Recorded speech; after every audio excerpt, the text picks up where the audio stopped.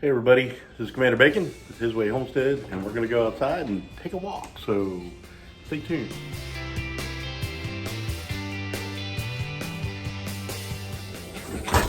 That's our new storm door. It's working pretty good. I'm gonna walk down our deck. There's the ducks. They just got back from swimming in the neighbor's pond. They enjoy that. Seems like ducks, especially males and females, really seem to enjoy being in water together, especially Peking ducks because they're water birds anyway. So we're just walking back here. We still got the fence up around the raised beds. You can see all that. And we still got the little walk path in case it starts monsoon season again.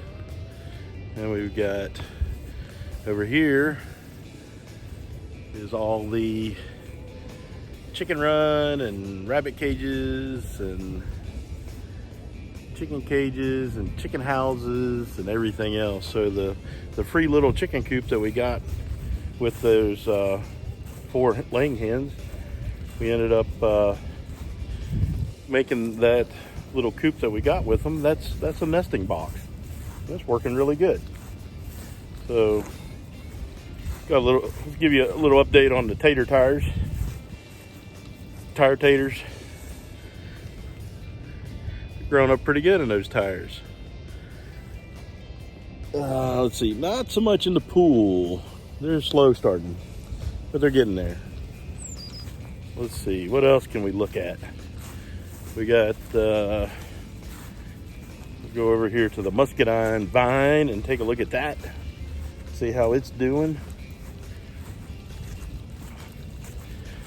Let's see. Probably blinding you. Let's go on the other side. There's the muscadine vine. It's leafing out pretty good. We got our blackberries. They're coming in good. Blueberries in the background. They're starting to bloom a little bit. They got some white flowers. So they're looking pretty good. Everything's leafing out. We got us some comfrey there. We got our grapevine is leafing out. Everything's starting to look pretty good.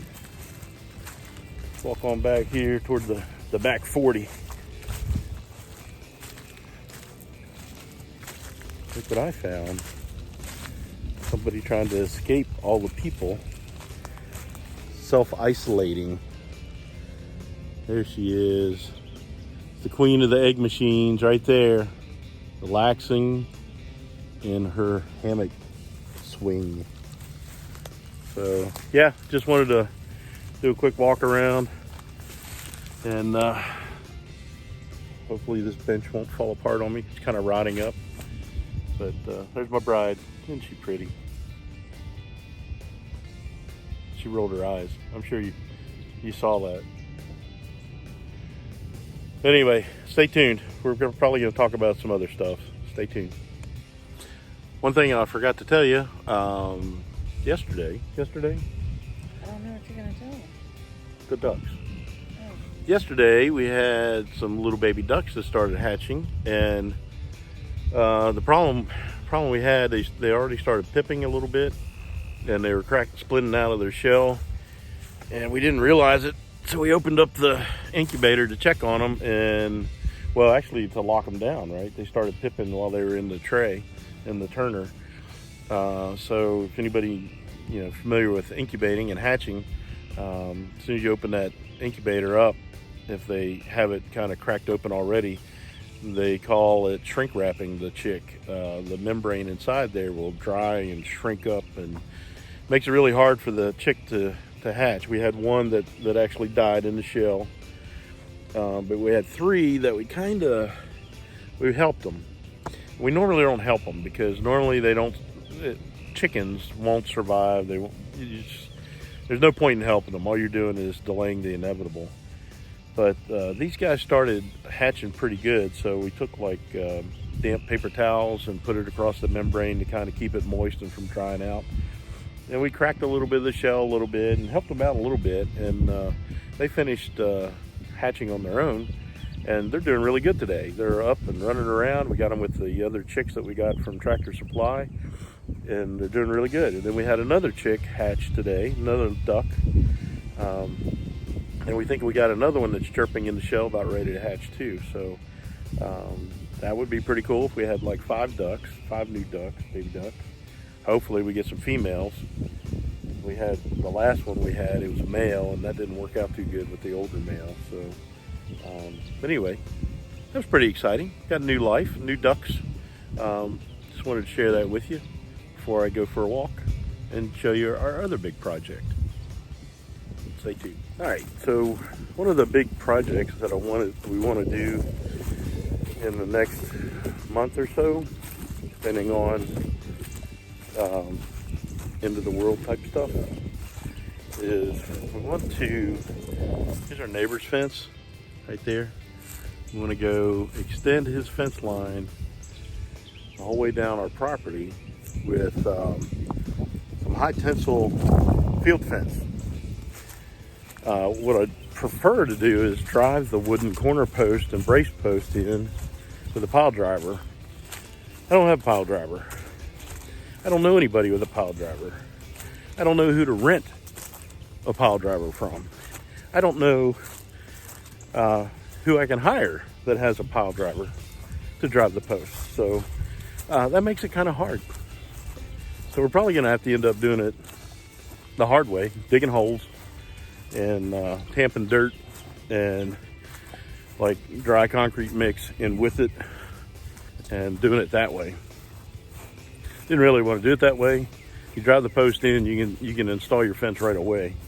And with it being a high tensile strength fence, it really pulls on the post pretty hard. So it's even more important to have that nice and tight. So here's the back corner of our property. Here's part of the problem too. See that post in there? You probably can't see it. It's deep in there. That's our corner post, and we have to clear that out in order to put our corner post in and the braces in. We started clearing out the fence line there. You can see, well, not there, there. You can see some of that is cleared out. And what we wanted to do was clear out wide enough on the other side of the property so we could run our mower and keep the fence line clean. Here's a problem we run into. I'm sure everybody has this problem. See that post right there? What happens is birds will sit on that post and they'll poop out all the seeds that they've been eating, and then it grows a tree. Every post that we had to mark our property line has a tree next to it. Kind of frustrating. We kind of let a lot of this grow up. We had, at one point, we were mowing it off pretty close. Yeah, there's another tree, another post. Imagine that. And the birds can't plant like apple trees or peach trees. They gotta plant sweet gum trees that are totally worthless in my opinion, or these like the Bradford pear trees or Cleveland pear trees. I think it's Cleveland pear. They were a hybrid with a tree in Africa, and what happens when the fruit, the nuts are bare on the on the tree and the birds eat that fruit produces that African tree. And it's got thorns like this long, super spiky thorns. It's kind of like the thorns that you see where they wove the crown of thorns for Christ when they crucified him. It's those kind of thorns. They are super sharp, super nasty. They're devil trees. I hate them. So that's what a lot of these trees are, and it's just big, huge, spiky things. So I was just walking down here. I'm gonna turn the camera around. Stay tuned. I want to show you something that I just found. I'm pretty sure you can see that. Looky there. Deer track, deer track, deer track. So we do have deer on our property. They kind of come and go. They don't live on our property, but they go back onto the other property. It's like 140 some acres back behind us. Sure would be nice to rent it or to buy it outright and have a lot more land to do stuff with. But that's our other corner post, right? I can't see it. Right there? No, it's not there. It's there. Right over there. That's our other corner post. And you can see from that corner post, we've kept it pretty clean on the other side. But this property over here is a 50-foot wide access property to the acreage behind us. So we mow like 1 or 2 swaths on the edge of the property on there that helps them out. It helps us out. It keeps some of the snakes and critters and junk off our property. But so this line will be easy. This is like 321 feet of fence. That's probably where we will start. So, you know, my wife, everybody knows she really wants to get baby goats. I wouldn't mind getting some meat sheep. And in order to do that, we have to have a fenced in property. There's just no way around it. So this is part of that. And it would help keep the dogs out. And it would also help us to keep our chickens in.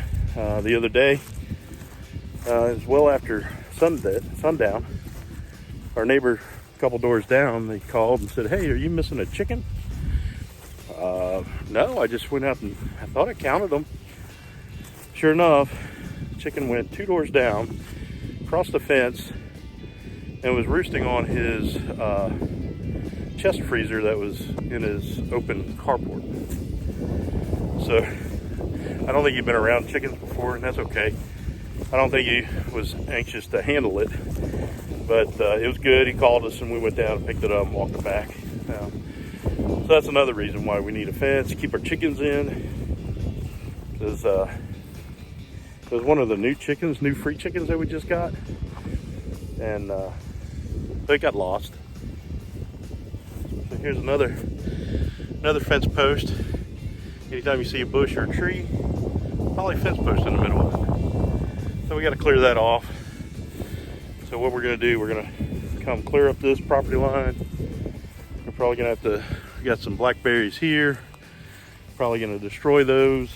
Maybe have to transplant them or something. And we're going to come up to a corner post right here. And we're going to cut over to the building. And then we'll have to put fence over there in the front, going from the corner of the building to the corner of the house. And also just behind those oak trees, in order to create a paddock, we'll have to put a fence across the property there too, along with a gate with a fence on it. So that's kind of the plans, like almost 1,000 feet of fence. But the good thing with the high tensile strength field fence, you don't need as many posts. So that's a good thing. And you can use T-posts too with some of it. So every 4-to-1, every 4 T-posts you use, you got to use a wooden line post. So that's what we're going to do. It's a big project, but it'll be good once we have it. Let's see if we can. The queen of the egg machines had a phone call, so I kind of walked away, gave her some time to talk on the phone. So anyway, still haven't got the swarm traps finished. Still got to make some parts for the frames. We're gonna get that. Sorry for the wind. I'm sure it's pretty loud, but I just tell them about our plans for the fence. Yeah. It'll be a big project. It is. Yeah, we got some strong boys that can help dig holes. Wish we had an auger. Don't even have an auger. We need an auger, a tractor with an auger. That would make life a lot easier. And you know, we might go to Home Depot and see if we can rent an auger off of them, because that would sure make life easier. We could just dig all the post holes all at once. We need to get all the posts, get the fence, auger out the holes. Maybe this weekend we could do that and knock that out. Get her done. Woo! Stony Ridge Farmer. Woo! Right, Josh? So I've been watching a lot of his videos on how to do fence. I really like the high tensile strength field fence. I don't have near as much fencing as he has.